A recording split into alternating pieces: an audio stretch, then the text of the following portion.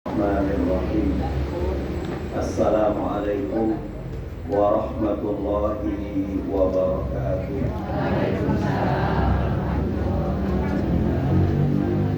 Alhamdulillahi rabbil alamin. Alhamdulillahilladzi arsala Muhammadan ila kafatin nas wa anzala ma'ahul kitaba liyufarriqa bainal haqqi wal batil wa bainal ma'ruf wal munkar wa hadana ila siratal mustaqim. Asyhadu an la ilaha illallah wahdahu la syarika lah wa asyhadu anna Muhammadan abduhu wa rasuluh. Allahumma salli wa sallim ala rasulillahi sallallahu alaihi wasallam wa ala alihi wa ashabihi wa man sara ala nahji wa tamassaka bi sunnati rasulih wa sallama tasliman katsira. Amma ba'du, ittaqullaha haqqa tuqatih wa la tamutunna illa wa antum muslimun. Segenap ibu-ibu dan bapak pengajian di rumah kita tercinta, rumah makan gratis Dulia Bahtera, semoga ibu bapak dalam keadaan sehat walafiat di dalam ketaatan Allah Subhanahu wa taala. Hari demi hari semoga bisa kita atasi dengan kebahagiaan dan kebahagiaan. Ibu bapak rahimani wa rahimakumullah, ada salah satu ungkapan dalam bahasa Arab yang kalau kita kenal di pondok-pondok modern itu namanya mahfudhah, ya. Literatur Arab yang harus kita hafal tentang kehidupan. Di antaranya adalah as-sabru kas-sabri murrun fi madaqatihi. Di Arab itu ada pohon lebih pahit rasanya seperti mengkudu, lebih pahit rasanya seperti mahkota dewa. Nama pohon itu namanya sobrun. Sobrun. As-sabru kas-sabri murrun fi madaqatihi. Sabar itu seperti memakan buah yang sangat pahit. Supaya kita gampang, buah mengkudu, mahkota dewa atau jamu lah. Murrun fi madaqatihi. Yang tadi kita sebutkan tadi, buah-buah itu kalau kita makan terasa pahit. Lakin awaqibuhu ahla minal asal. Tetapi setelah kita meminumnya, setelah kita memakannya, setelah kita sabar untuk menghadapi kepahitan, justru endingnya itu indah. Endingnya itu manis. Setiap hari ibu makan sirup marjan, nggak berhenti-berhenti, pasti mencret. Ya. Tapi sesekali minum jamu bisa diimbangi dengan kesehatan ibu. Kehidupan yang saat ini kita alami tidak terlepas dari yang namanya ujian hidup.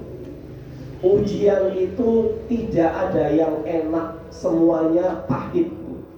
Yang kaya diuji dengan kekayaannya nggak enak, pahit. Tiap hari pusing mikirin saldo di rekeningnya nggak habis-habis. Ada orang kaya yang pusing, Bu, ini uang harus saya gunakan untuk apa? Semua sudah tersedia, semua sudah ada. Berapa banyak orang-orang kaya dahulu justru mereka mencari ketenangan itu menyewa pulau. Ada orang-orang Yunani namanya Aristotle Onassis, Adnan Khashoggi. Adnan Khashoggi itu luar biasa kekayaannya, sampai dia pusing mikirin kekayaannya. Sampai dia menyewa pulau. Kalau Adnan Khashoggi itu bukan nyewa pulau, bikin pulau. Akhirnya mati di pulaunya sendiri. Ya. Semua diuji. Yang miskin diuji sama Allah. Semuanya diuji. Allah Subhanahu wa ta'ala berfirman dalam hadits qudsi. Kalau hadits qudsi itu dari Rasulullah SAW redaksinya, tapi isinya dari Allah Subhanahu wa ta'ala. Apa kata Allah? Idza ibtalaitu 'abdi bihabibatayhi. Kalau aku ingin menguji seorang hamba, maka pertama kali aku akan uji dia, kedua matanya itu tidak berfungsi. Ya, ibu mau nggak dua mata ibu ditukar sama uang 1 triliun? Nggak mau. Kita kaya ini, ya. Nah, ketika dia diuji oleh Allah, matanya sakit, matanya lamur, matanya nggak ngelihat apa-apa, sudah nggak berfungsi lagi. Dulu melihat itu nggak usah jarak dekat bisa kelihatan, nggak usah jauh-jauh bisa kelihatan. Sekarang ada satu barang yang nggak pernah kita lihat dengan kacamata lamur, kelihatan terang aja ini. Lembaran merah Soekarno-Hatta. Allah kalau menguji seorang hamba, Allah uji dengan kedua matanya, bihabibatai. Ini kiasan. Nanti akan kita kias dengan penyakit-penyakit yang lain, dengan ujian-ujian yang lain. Apa kata Allah? Fasobaro. Dia sabar. Ya. Sabar berdoa sama Allah, sabar menikmati prosesnya, itu sabar. Sabar itu adalah ketika ibu semuanya sedang berpuasa, di siang hari letih, di siang hari capek, di siang hari ibu haus banget. Ibu bisa membatalkan puasa itu. Gak ada siapa-siapa, mungkin suami gak ada di rumah, anak-anak sekolah. Ibu bisa masuk buru-buru ke rumah, ngambil sesuatu di kulkas, entah buah, entah apa, masuk kamar, kunci pintu, gak ada yang lihat. Tapi ibu yakin saya harus tahan. Dalam waktu dekat sebentar lagi pasti datang waktu maghrib. Itu sabar. Jadi orang diuji apapun, ini dididik oleh puasa, waktu maghrib akan segera tiba. Wa tilkal ayyamu nudawiluha bainan nas. Hari kami putar di antara manusia, kata Allah. Di dalam konsep Islam tidak ada kaya 7 turunan tuh gak ada, Bu. Ibu miskin, insya Allah anak ibu kaya. Di dalam konsep Islam tidak ada kemiskinan 7 turunan, itu gak ada. Apa kata istilah Islam? Wa tilkal ayyamu nudawiluha bainan nas. Hari kami putar di antara manusia. Ada saat senang, ada saat tidak senang, ada saat bahagia, ada saat sedih. Tidak ada satupun manusia yang tidak diuji kepahitan oleh Allah Subhanahu wa ta'ala. Tidak ada.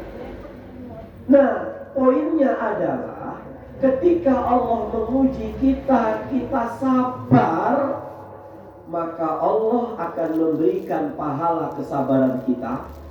Dan Allah akan mewujudkan cita-cita kita. Yang ketiga, Allah akan jamin kita masuk surga buah dari kesabaran kita. Jadi orang yang sabar di dalam hadits kursi ini itu mendapatkan 3 keistimewaan. Pahala kesabaran, pahala dia ikhtiar, pahala Allah wujudkan apa yang dia ikhtiarkan, dan yang ketiga dijamin oleh Allah masuk surga. Hadis ini berkenaan dengan sebuah peristiwa sahabat Rasul Sallallahu Alaihi Wasallam yang dia terkena panah matanya sampai biji matanya keluar.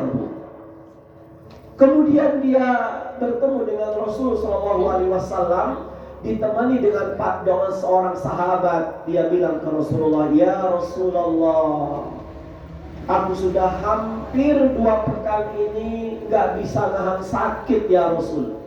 Ini mata terkena tombak, terkena panah pada saat perang bersama engkau ya Rasulullah.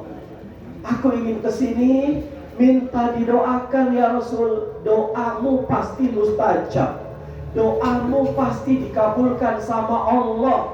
Tidak ada doa yang kau panjatkan di hadapan Allah kecuali doa-doamu dikabulkan oleh Allah, karena engkau Habibullah, engkau kekasih Allah."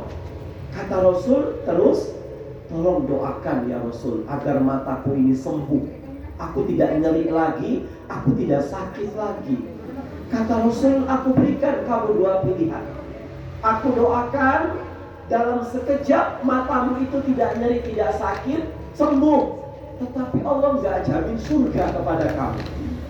Tapi aku nggak doakan, kamu saja yang berdoa, kamu bersabar, kamu ikhtiar sampai Allah menyembuhkan. Tapi Allah menjamin surga sama kamu. Akhirnya sahabat ini pamit kepada Rasul, ya Rasulullah, aku pilih nomor 2 saja ya Rasul. Aku akan ikhtiar, aku akan berdoa, semua aku serahkan kepada Allah Subhanahu wa ta'ala. Aku kepengen masuk surga dijamin sama Allah Subhanahu wa ta'ala. Jadi peristiwa inilah yang menjadikan semangat buat kita. Sepahit apapun hidup yang kita alami ini, sabar. Ya. Sabar itu ada batasnya. Siapa yang membatasi? Allah. Tapi ketika manusia ditanya, sabar nggak ada batasnya. Tapi ketika bicara konsep Allah, konsep agama, sabar ada batasnya. Siapa yang membatasi? Allah. 10 tahun saya menderita ya Allah. Di hari yang ke-11 tahunnya Allah berikan balasan untuk kebahagiaan dia. Artinya apa? Kesabaran dia dibatasi sama Allah cuma 10 tahun. Maksudnya Bu? Ya. Kalau kita bicara sabar, tidak ada batasnya. Tapi ketika Allah bicara sabar, Allah membatasi kesabaran-kesabaran. Allah itu Rahman. Semua manusia diberikan rezeki sama Allah Subhanahu wa ta'ala. Selama manusia itu ikhtiar, selama manusia itu ikhlas, selama manusia itu usaha, selama manusia itu bergerak, maka Allah akan memberikan balasan dari gerakannya dengan sesuatu yang dia inginkan. Orang non-muslim, mereka ketika pagi-pagi sudah buka toko, jam 6 pagi sudah buka, zuhur akan mendapatkan penghasilan. Orang Islam sudah jam 6 masih tidur, jam 7 masih tidur, jam 8 males, jam 9 jagilun, jam 10 baru buka toko, ya Bu. Zuhur dapat penghasilan. Saya yakin penghasilan non-muslim jauh lebih banyak daripada penghasilan yang Islam. Kenapa? Ini sifat rahmannya Allah. Yang zina dikasih uang, yang tidak zina pun dikasih uang. Yang sholat dikasih rezeki, yang gak sholat pun dikasih rezeki. Maka dengan konsep Rahman ini Bu, kita gak perlu takut, gak perlu mengkhawatirkan masa depan suami kita, masa depan istri, masa depan anak-anak kita. Yang penting ista'inu bis-sabri was. Itu konsep yang pagi ini kita akan kaji. Minta tolong sama Allah. Dengan apa ya Allah? Sabar. Pak Prabowo mau ganti kompor gas dengan kompor listrik. Sebagai rakyat, sabar. Ya. Pak Prabowo bilang orang desa mah nggak ngaruh dolar naik, sabar. Padahal dolar naik, tempe kemul naik. Ya, sabar. Ya, pemerintah sabar dengan kelakuan rakyatnya, rakyatnya sabar dengan kelakuan pemerintahnya. Kita kowar-kowar punten, kita demo di mana-mana sampai urat leher jendol. Kalau belum waktunya Allah rubah, gak bakal rubah. Yang kita inginkan apa? Ikhtiar, kita demo. Jangan pernah mencaci maki orang, supaya Allah ridho dengan demo kita. Rasul itu pernah didemo oleh para ibu-ibu. Ibu-ibu mendapatkan kabar dari suaminya, mah tahu gak mah? Ternyata orang yang sholat berjamaah subuh, zuhur, asar, maghrib, isya, itu pahalanya seperti pahala jihad mah. Tanpa melempar tombak, tanpa dia berkuda, mendapatkan setara dengan pahala jihad. apapun yang diminta Allah akan kabulkan. Kenapa? Dia memberikan terbaik berhubungan dengan Allah dengan sebaik-baiknya.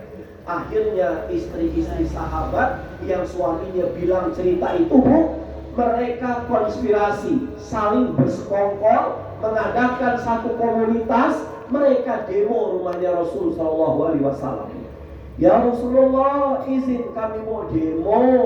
Kenapa Bu? Tolong ya Rasul, izinkan kami untuk sholat berjamaah. Suami-suami kami enak bisa sholat berjamaah. Kok kami sepertinya nggak pantas sholat berjamaah? Kenapa ya Rasul? Suami kami mendapatkan pahala jihad, kami juga mendapatkan pahala jihad.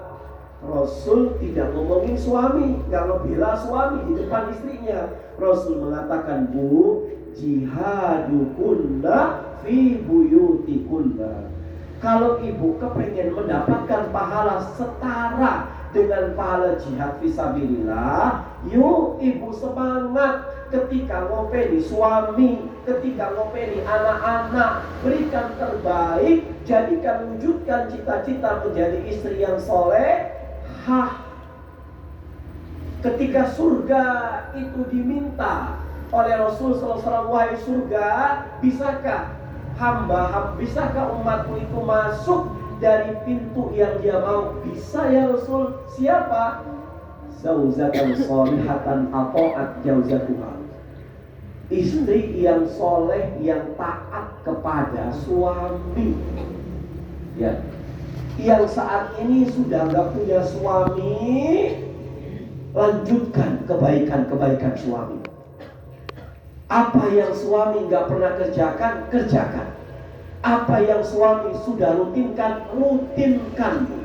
Salah satu bakti seorang istri kepada suaminya setelah ditinggalkan oleh suaminya, lanjutkan estafet perjuangan dakwah kebaikan para suami. Cinta kita kepada suami kita, jangan pernah kita jarang-jarang untuk berbagi kepada siapapun, pahalanya dikirim kepada suami. Bagi mereka yang masih hidup suaminya, alhamdulillah, taati. Jangan kita banyak merintah. Dosa yang paling sedikit-sedikit lama-lama jadi bukit oleh istri kepada suami apa? Disuruh sekedap ya Pak, sebentar ya Pak, Mah bikin kopi, nje Pak sebentar, dosa Bu. Lama-lama jadi dosa. Makanya saya bilang sama para suami, daripada kita nimbun dosa istri, lebih baik kita mau ngapa-ngapain bikin sendiri. Habis bulan gajinya jangan dikasih istri. Masya Allah Akbar. Ya, istri ada siapa Bu? Seseorang yang puasa surga. Suaminya bilang batalin puasanya, dia tetap gak mau batalin puasanya, percuma puasa sunatnya. Ya. Makanya ngaji kita ini untuk apa?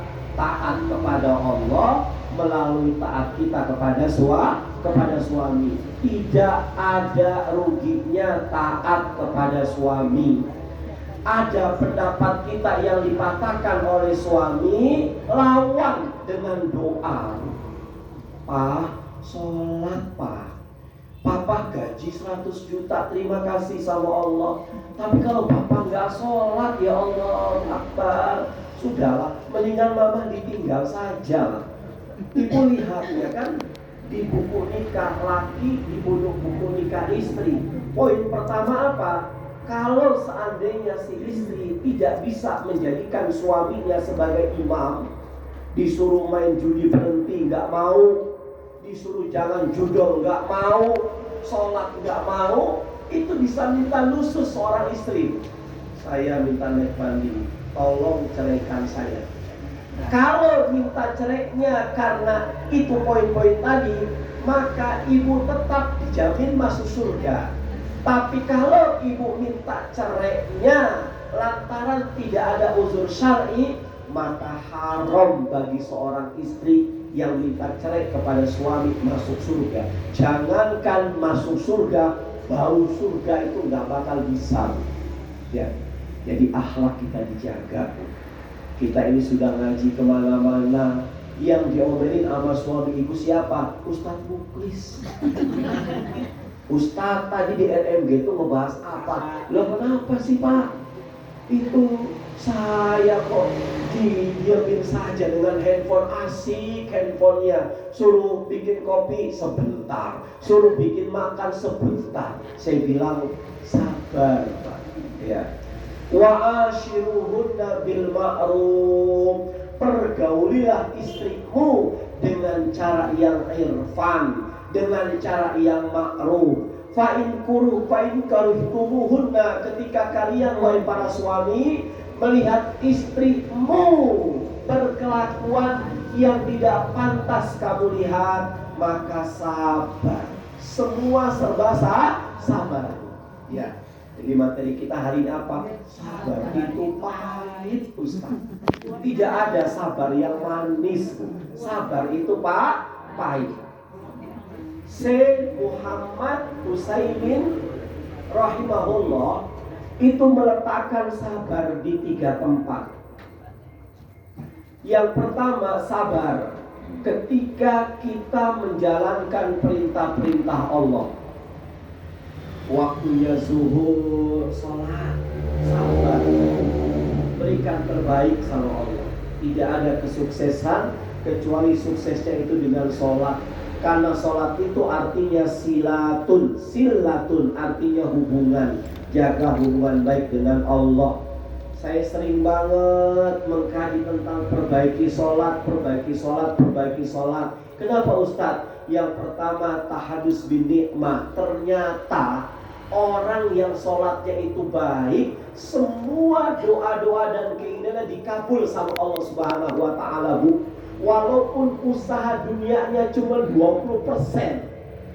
Saya ulangi lagi, orang yang sholatnya baik, khusyuk di luar, khusyuk di dalam, khusyuk sebelum, itu walaupun usaha ikhtiar ibu buka warung cuma setengah jam sehari semalam, 90%-nya ibu gunakan untuk taqarrub ilallah, itu Allah bisa mengimbangi kebutuhan-kebutuhan kita.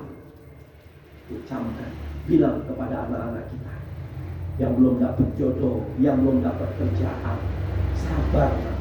Allah menyediakan pekerjaan yang pantas buat anak mama, buat anak ayah. Kamu tuh pemerhati sholat, Allah gak mau letakin kamu di kantor yang memang melarang kamu sholat. Masya Allah, motivasi anak-anak kita. Nak, sabar nak. Walaupun kamu sekarang usianya sudah hampir 28 tahun belum dapat jodoh, nak, mama yakin, ayah yakin Allah sedang menyediakan jodoh kamu. Mungkin belum brojol ke dunia ini. Kasih motivasi. Terus kalau sudah sabar apa, Ma? Perbaiki sholat kamu, nak. Kamu kemarin subuh saja jam 5:30 kok. Subuh itu jam 4:30 lewat 3 menit, nak. Syukur-syukur kamu bisa masuk jam 4-nya, nak. Kemudian kamu lagi aktivitas, kamu kemana-mana, selalu melihat jam, nak. Tahu waktu zuhur hari ini jam berapa. Monggo ibu mau ke Ambaruk, mau ke Jogja, mau ke Sulawesi, mau ke Cina, jangan pernah lupakan jadwal sholat hari ini zuhur jam berapa. Itu saja cukup. Perbaiki sholat. Sholat itu hubungan kita dengan Allah. Wong saya punya hubungan dengan Pak Jokowi, eratnya minta ampun. Saya telepon Pak Jokowi, saya minta ini, dikasih, Bu. Ini cerita, bukan beneran cerita. Misalkan itu kita akrab dengan orang tokoh saja, itu dijamin rezekinya. Nah, kita dekat dengan yang maha memiliki segalanya, kok takut? Kenapa saya takut, Kenapa saya takut, Ustaz? Karena kita kurang sujud.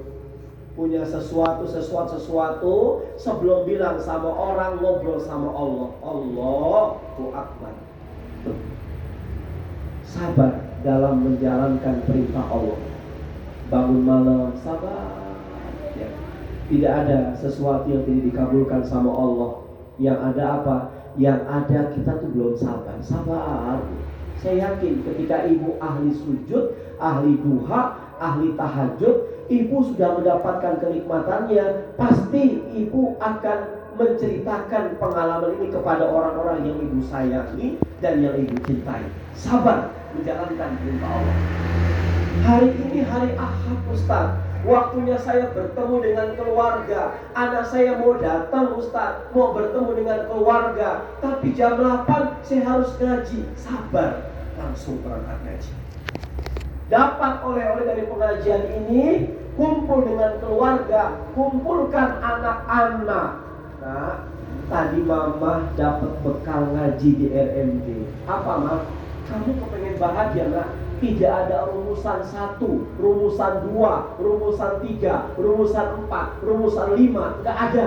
Yang ada cuma 1. Ittaqullah la'allakum tuflihun. Takwa kamu kepada Allah, kamu akan berbahagia.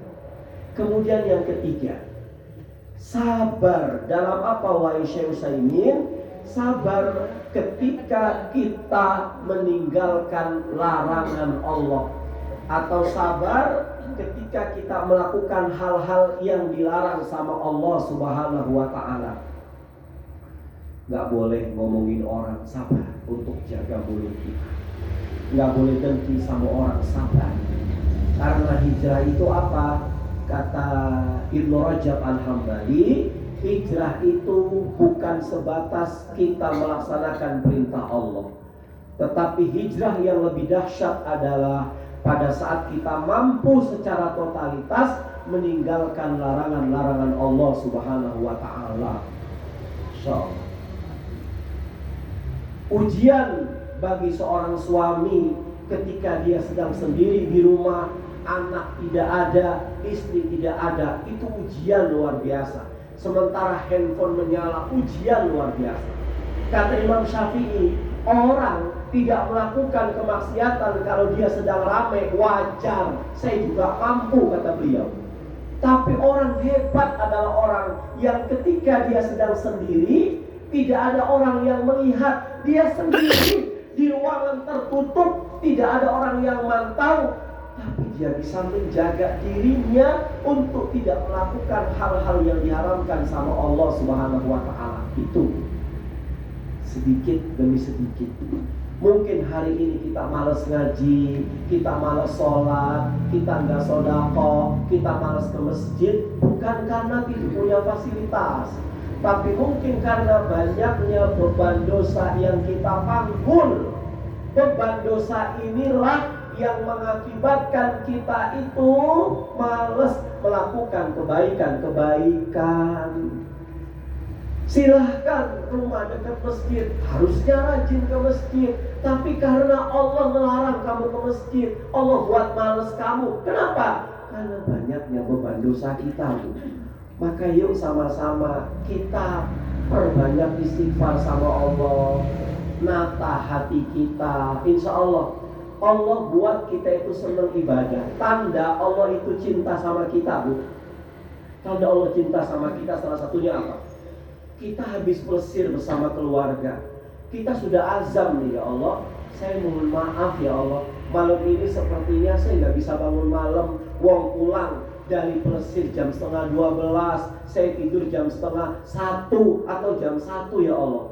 Tapi Allah cinta sama ibu. Tiba-tiba saja di jam yang ibu selalu bangun, Allah bangunkan ibu. Tiba-tiba saja ibu jam 2:30 tanpa alarm, tanpa keberisikan, ibu bangun dan gak ngerasain capek. Itu tandanya Allah sedang mau ngobrol sama kita. Ya, ibu mau janji sama Allah, mau kunut sama Allah, mau permisi sama Allah. Ya Allah, saya permisi ya Allah, saya mau berangkat ke Jogja, mau berangkat ke Bandung ya Allah, saya mau jamak ya Allah. Jamak apa? Jamak zuhur dengan asar. Belum keluar rumah, jamak zuhur dengan asar. Zuhur 4 rakaat, Allahu Akbar. Kemudian qomat lagi, asar 4, Allahu Akbar. Ketika di jalan, ibu seharusnya sudah santai ya Bu ya. Tapi kok qadarullahnya kepengen kebelet pipis. Qadarullah pipisnya di depan masjid, besar. Padahal ibu sudah jamak. Ya Allah, kok Allah berhentikan saya? Maka saat itu silahkan ibu ngulang, gak kenapa-napa. Diulang gak kenapa-napa. Apa dalilnya ngulang sholat itu? Suatu hari dalam kitab Bulughul Maram, Rasulullah SAW mendapati ada seorang sahabat yang baru masuk ke sholatku. Ini Rasul sedang duduk berhalaqah, sedang bermajlis, duduk-duduk bicara agama dengan sahabat. Tiba-tiba ada sahabat masuk, sepertinya dia belum sholat.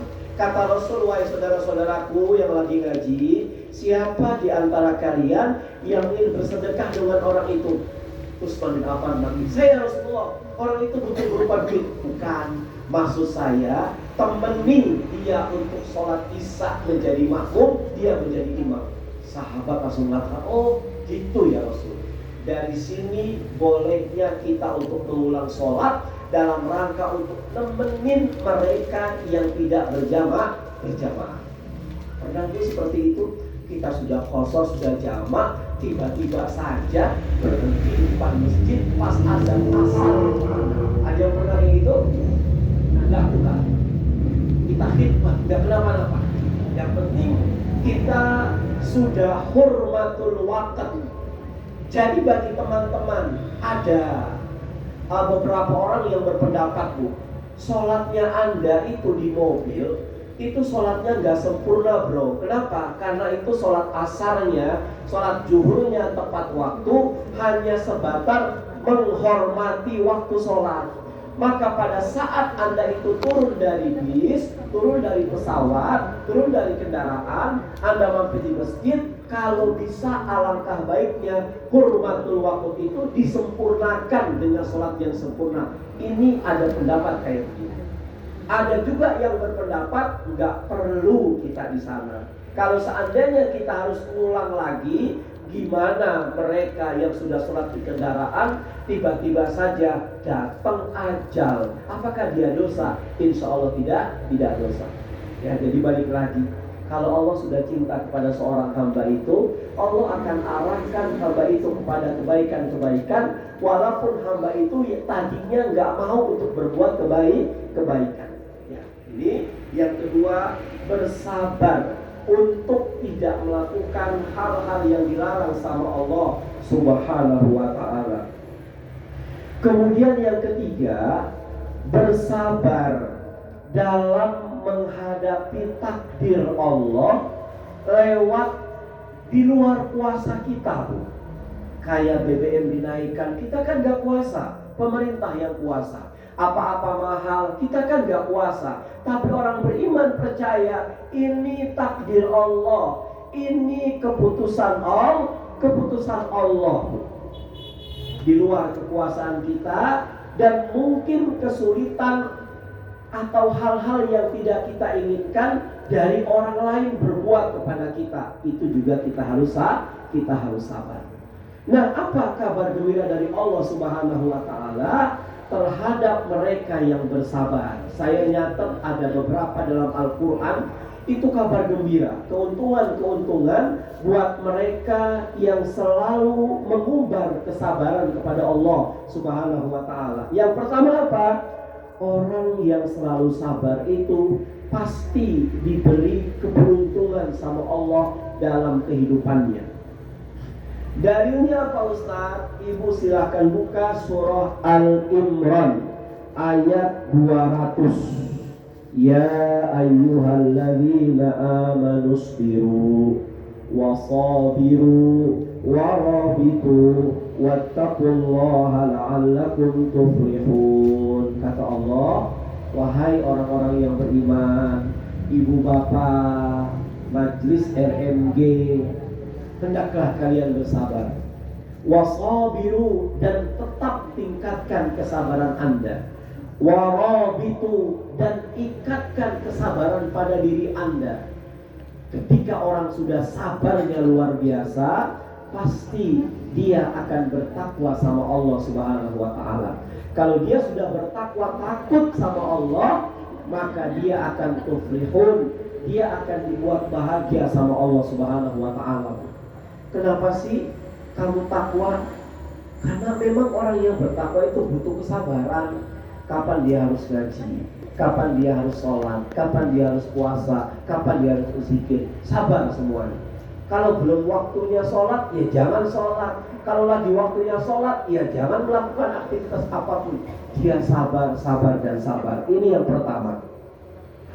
Kemudian yang kedua, orang yang sabar itu diberikan oleh Allah Subhanahu wa Ta'ala selalu didampingi Allah di dalam kehidupannya.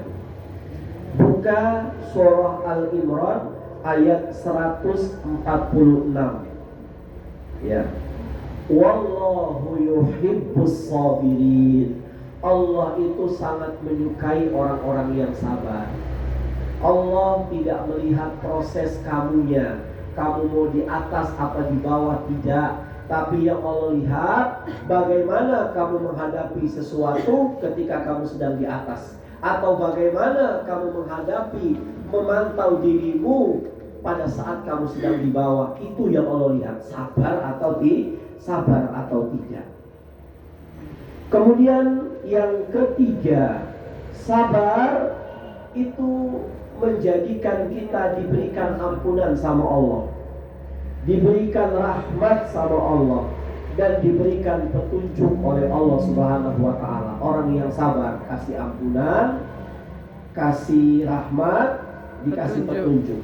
Buka surat Al-Baqarah ayat 155 sampai 157. Wala nabluwannakum bisyai'in minal khawf wal ju' wa naqsim minal amwali wal anfusi was samarat wa basyiris sabirin. Kata Allah 155 sampai 157. Kata Allah, wahai ibu bapak, sungguh kami betul-betul, Allah gak main-main berarti, sungguh kami benar-benar akan menguji kalian semuanya. Dengan apa ya Allah? Minal khawf, dengan takut.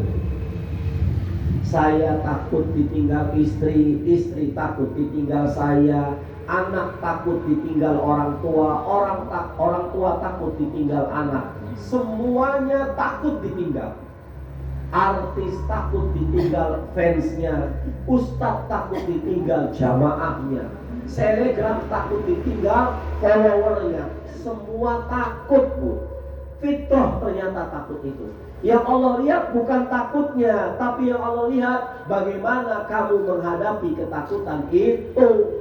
Kalau kita mengatakan, ya Allah kok saya takut, oh ternyata takdir dari Allah, fitrahnya manusia itu harus takut. Tapi jangan terlalu takut kebablasan. Ya, takut boleh, terlalu takut jangan. Hemat boleh, terlalu hemat jangan. Berani boleh, terlalu berani jangan. Sesuatu yang terlalu itu nggak boleh. Punya emas bagus, tapi emasnya 74 kg nggak boleh. Bu ya, nggak boleh kebanyakan.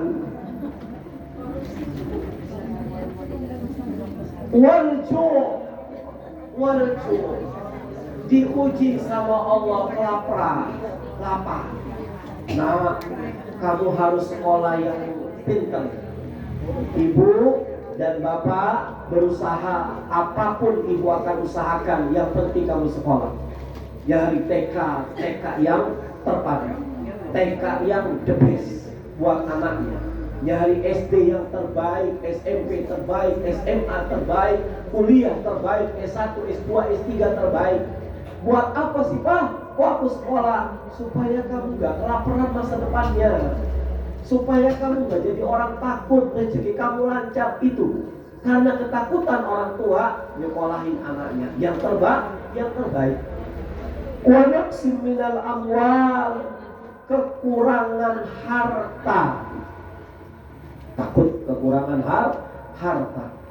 Uangnya 1,3 triliun, ada yang minjem 1.500, ditagih sampai dibawain golok.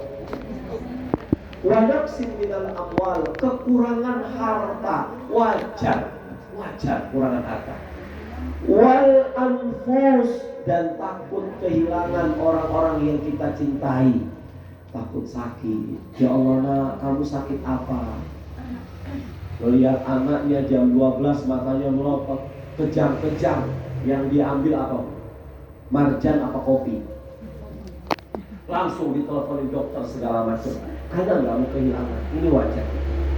Kemudian wasamara, takut kalau gagal panen. Saya sudah sampai puluhan juta Ustaz, nanam cabai, nanam bako, nanam kentang Ustaz. Kalau saya gagal ini buat bayar utang gimana Ustaz? Takut semuanya takut. Makanya supaya kita nggak takut, pelajari Al-Baqarah 155 ini. Ini fitrah. Setiap orang pasti punya ini. Dan Allah memberikan penyakit kepada kita. Allah pun memberikan solusi agar kita sembuh dari penyakit itu. Ini Allah tidak otoriter. Allah kita itu sangat maha baik. Allah sebutkan ujian. Kata Allah, wa basyiris sabirin. Maka kasih kabar kepada orang-orang yang bersabar. Siapa mereka yang bersabar? Ketika dihantam ujian, dia mulutnya, lisannya ikhlas mengatakan inna lillahi wa inna ilaihi raji'un. Ternyata kata Syekh Iskandar As-Sakandari, Ibnu Taimiyah As-Sakandari, orang yang mengucapkan inna lillahi wa inna ilaihi raji'un, kalau dia nggak sabarnya sempurna nggak bisa. Ya, sabar sempurna itu gimana wahai Syekh? Sabar sempurna itu harus dilakukan dengan dada yang lapang, enggak ngap-ngapan. Lapang dadanya. Pas dadanya, ya Allah. Nah, pasar itu kebakaran. Innalillahi wa inna ilaihi raji'un. Ya Allah, dosa saya apa ya Allah? Gak nyalain orang. Ya Allah, pasti ada kebaikan. Apa saya kurang sedekah? Apa saya nggak memperbaiki diri saya? Allah biasanya nyubit kita, ada sesuatu hal yang kita lupa. Allah nyubit kita. Bisa jadi anak kita tidak serajin ngajinya kayak kita.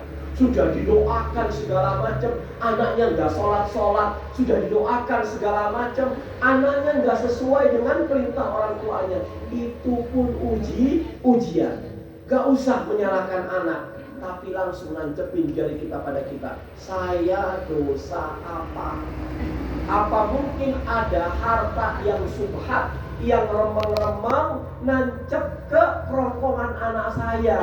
Kok subuh, kok telat banget bangunnya? Tapi ada anak-anak yang mamahnya itu sudah Allah Akbar, dia bangun. Semua anaknya. Ya, gimana caranya Ustaz? Introspeksi diri kita. Orang yang mengatakan inna wa inna raji'un, dia pasti sadar semua takdir berasal dari Allah. Dia pasti sadar semua musibah itu ujung-ujungnya adalah kebaikan. Dia pasti sadar semua musibah dari Allah itu terukur ingin menguji kemauan saya. Mau gak saya sholat? Mau gak saya minta ampun? Mau gak saya istighfar?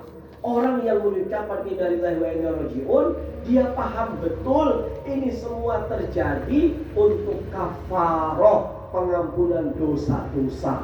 Dan inna lillahi wa inna raji'un itu mengatakan Allah siap akan mendampingi apapun kesulitan kita itu. Disinilah Al-Baqarah 155 sampai 157 mengajarkan kepada kita, sabar kamu dapat ampunan dari Allah. Sabar kamu dapat rahmat dari Allah. Apa itu rahmat? Kasih dan sayang Allah. Sabar kamu akan dapat petunjuk. Petunjuk apa ya Allah? Petunjuk untuk bisa melakukan apa-apa yang kamu ingini dengan kesabaran itu. Selanjutnya, yang ketiga, yang keempat, alhamdulillah, ibu gak tidur. Allah memberikan pahala tanpa batas buat orang-orang yang bisa melatih kesabaran. Surah Az-Zumar ayat 10. Qul ya ibadiyalladzina amanu ittaqullaha rabbakum alladzi ahsanu fi hadhihi dunya hasanah Wa ardallaha wasi'ah innama yuwaffas sabiruna ajrun bighairi hisab. Di akhir ayat ini Allah mengatakan Allah memberikan pahala sabar kepada orang-orang yang sabar dengan berlipat-lipat tanpa batas. Saya lanjutkan lagi, sudah mau jam 9. Yang kelima, orang yang sabar akan mendapatkan tempat akhirnya itu baik. Buka surah Ar-Ra'd ayat 22. Walladzina sabaru ibtigha'a wajhi rabbihim wa aqamus shalah wa anfaqu mimma razaqnahum sirran wa 'alaniyah wa yadra'una bil hasanati sayyi'ah ulaika lahum 'uqbad dar. Orang-orang yang sabar karena mencari keridhaan Allah, maka dia akan mendapatkan endingnya itu kenikmatan. Hidupnya baik, ending dari kehidupannya itu husnul khotimah. Kemudian yang nomor 6, orang yang sabar akan mendapatkan hikmah dari Allah Subhanahu wa taala. Buka surah Ibrahim ayat 5. Kemudian yang ketujuh, Allah berikan derajat yang tinggi di dalam surga buat orang-orang yang sabar. Buka surah Al-Furqan ayat 75. Ulaika yujzauna al-ghurfata bima sabaru wa yulqauna fiha tahiyatan wa salama. Mereka orang-orang yang sabar dibalas dengan martabat yang tinggi karena kesabaran mereka, dan Allah akan mengucapkan selamat atas kalian untuk menempati surga. Yang terakhir, tips agar kita bisa bersabar. Yang pertama apa? Tanamkan dalam diri kita. Ingat, sabar itu menyelesaikan masalah. Ya. Apa dalilnya? Yang tadi kita sebutkan di awal, Al-Baqarah 45. Sabar ya Allah, nyelesain masalah, sabar. Kemudian yang kedua, tanamkan dalam diri kita, Allah itu tidak bakal meninggalkan kita. Allah pasti bersama dengan kita ya. Dengan sabar. Innallaha ma'as-sabirin, Al-Baqarah 153. Yang terakhir, tanamkan dalam diri kita, ini pasti akan berlalu.